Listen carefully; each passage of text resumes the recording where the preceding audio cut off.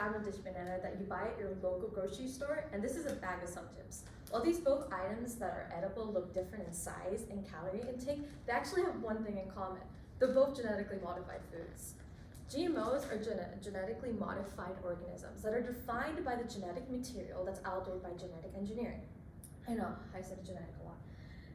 In an article exploring GMOs published in 2021 by Ryan Camille, there are currently 12 GMO crop types currently on the market, and some of them you eat every single day, like potatoes, apples, along with corn. I'm currently a student majoring in nursing, and I have taken interest in diet along with nutrition as a personal interest of mine to pursue my career in the future. GMOs are genetically modified foods that play a huge role into our diet every single day. And they can offer a lot of promising food production to make crops more resilient.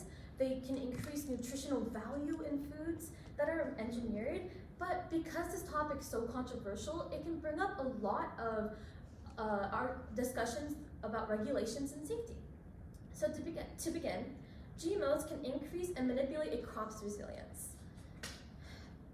In a book establishing GMO's history, published in 2014 by David Newton, the author references a famous experiment by Gregor Mendel, done in 1856, where the scientists basically took 2 strains of peas and crossbred them. Crossbreeding was a form of genetic engineering during this time, and because of Mendel's studies, he actually led to a whole new form of science between plants and animals, where you can engineer both of these together, which is really cool. Newton goes on to explain to create better crops, you have to manipulate the existing genetic material that already is there.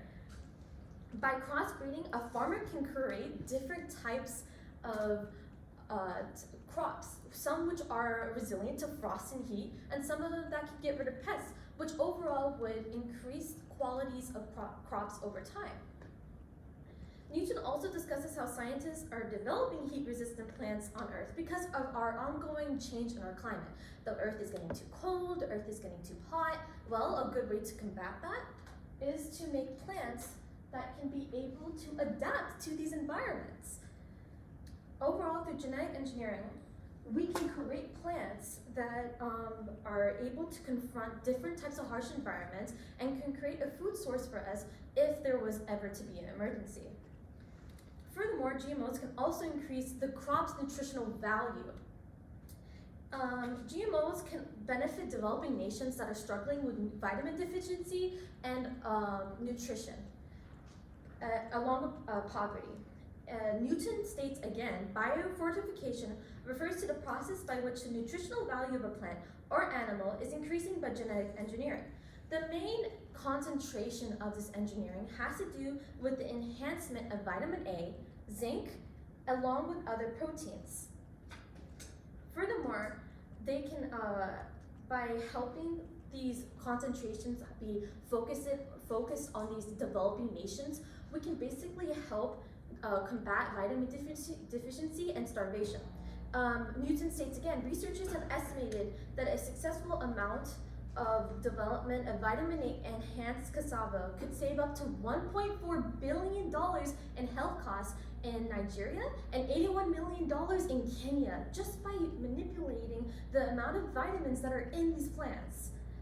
However, with every topic comes some controversy. GMOs have led to open conversations about safety and regulation. GMO's ongoing development has led to concerns rising regarding regulations in health. Critics primarily focus on 2 things. How do these foods affect our health, and how does it affect our environment? Well, to start off, GMOs are usually faced with a large amount of distress, saying it's unhealthy, that it's scary, but Newton states that those who are against GMOs are usually faced with a lot of evidence supporting that there is nothing wrong with them. They don't demonstrate or measure any unhealthy things towards our health. However, a study done at University of Minnesota Food Policy in October 12th concluded some mixed feelings about that topic. Because of that, additionally, some critics have also pointed out that GMOs can result with some health issues. For example, diabetes, cancers, and Alzheimer's disease. Newton discusses how foreign genes introduced into plants that work their way into the human body can actually fight off different human cells and can cause your health to deteriorate over time. Many individuals argue that GMOs should be studied for their long-term effects before they're commercialized and sold. A good example of that is this video that I'm about to show you. This has happened in Europe, and this is some of people's opinions on the topic. Give me 1 second, guys. While this loads. Alright.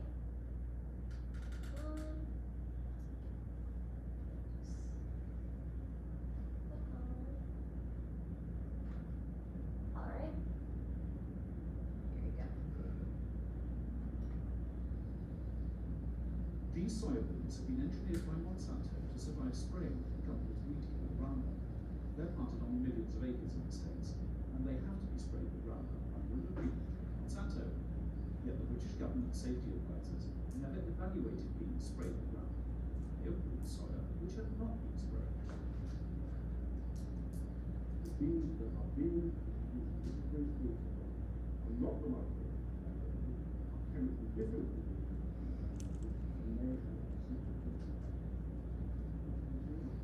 He says consumers cannot be confident of the safety of foods containing GM soya, like bread and margarine, until scientists have tested them on laboratory animals.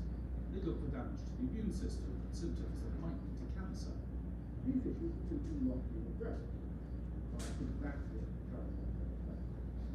Fundamental problem, the way in which the Western market is through, is that they have not really been before. All the talent in something that I would say The next question in response is substantial equivalent with Eric Milstone and his colleagues. I'm going to stop that right there for you guys, and I would like to move on to my next point.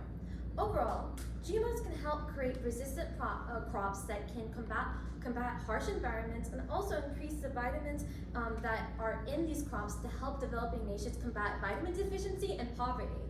But at the cost of such an amazing development technique, there are going to be a lot of controversy, as you can see from this video, about how are we able to be using this with regulations and safeties and health concerns. While there's much controversy surrounding the topic of GMOs, they do play a huge role in our life and should be discussed openly among us.